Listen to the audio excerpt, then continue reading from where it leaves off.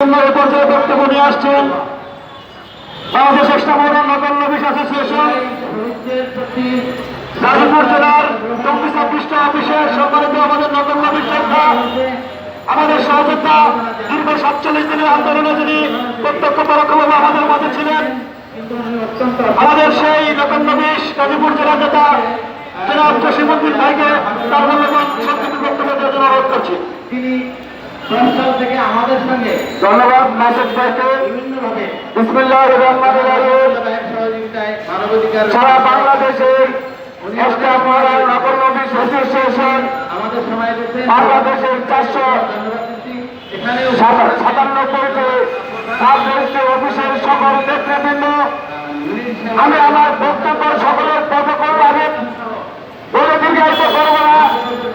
আমাদের আজকের এই মঞ্চে যাদের উচিলায় যাদের অত্যন্ত পরিশ্রমের বিনিময়ে আজকের এই মানববন্ধন আমরা উদযাপন করতে যাচ্ছি, এই মানববন্ধনের সম্মানিত সভাপতি সাহেবকে ধন্যবাদ জ্ঞাপন করছি এবং কার্যনির্বাহী পরিষদের সকল নেতৃবৃন্দদেরকে আন্তরিক মোবারকবাদ এবং ঈদুল ফিতরের আন্তরিক শুভেচ্ছা ও অভিনন্দন জানাচ্ছি।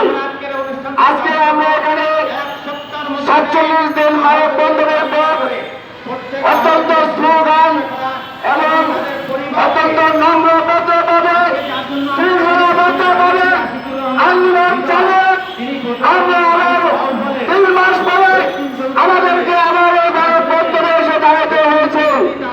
আমি আমাদের বাংলাদেশের আমাদের বর্তমান সরকার মহোদয় জনাব ডক্টর ইউনূস স্যারকে বিনীতভাবে অনুরোধ করছি, আপনি আমাদের সারা বিশ্বের দারিদ্র বিমোচনের একজন মহানায়ক, আপনি সারা বিশ্বের সকল দারিদ্রদেরকে দারিদ্র মুক্ত করার জন্য আপনি সংগ্রাম করেন, আপনি সারা বিশ্বের সর্বোচ্চ আসনে আধিষ্ঠিত হয়েছেন। আমরা গর্বিত এবং আনন্দিত। আমরা আজকে নগর নবীশের পক্ষ থেকে আমরা আপনাকে জানাচ্ছি সাদর সম্ভাষণ।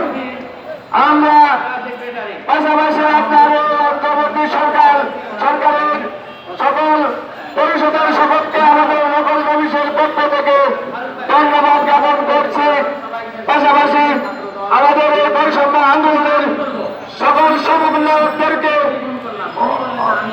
অন্তরতল থেকে আমাদের সারা বাংলাদেশের নগর নবীদের পক্ষ থেকে অভিনন্দন জানাচ্ছি। আমরা বক্তব্য বেশি কিছু বলতে চাই না, আমরা মানুষের মতো মানুষ হিসেবে বেঁচে থাকতে চাই, আমরা মানবতার জীবনযাপন থেকে মুক্তি পেতে চাই।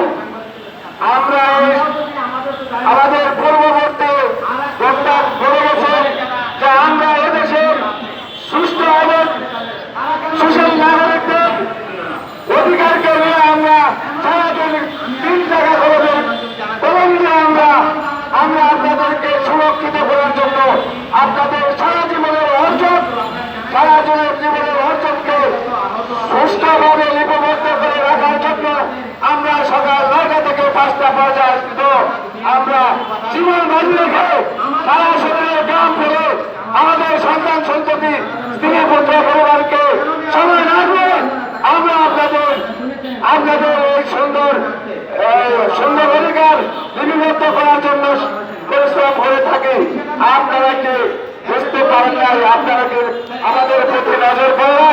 আমরা কেন এইভাবে আপনাদের কাছে এসে আপনাদের এই প্রস্তাবে এসে আমাদের হাত ধরতে হয়, দাঁড়িয়ে থাকতে হয়, মানববন্ধন করতে হয়? আমরা আমাদের প্রধান উপদেষ্টা স্যার মহোদয়ের কাছে দৃষ্টি আকর্ষণ করবো, আইচার মহোদয় স্যারের কাছে দৃষ্টি আকর্ষণ করবো এবং যারা নীতি নির্ধারক আপনাদেরকে আমরা দৃষ্টি আকর্ষণ করে এতটুকু বলবো, আমাদেরকে মানুষের মতো মানুষ হিসাবে একটু পরিচয় দেওয়ার মতো আমাদেরকে সেই সুযোগ করে দিন।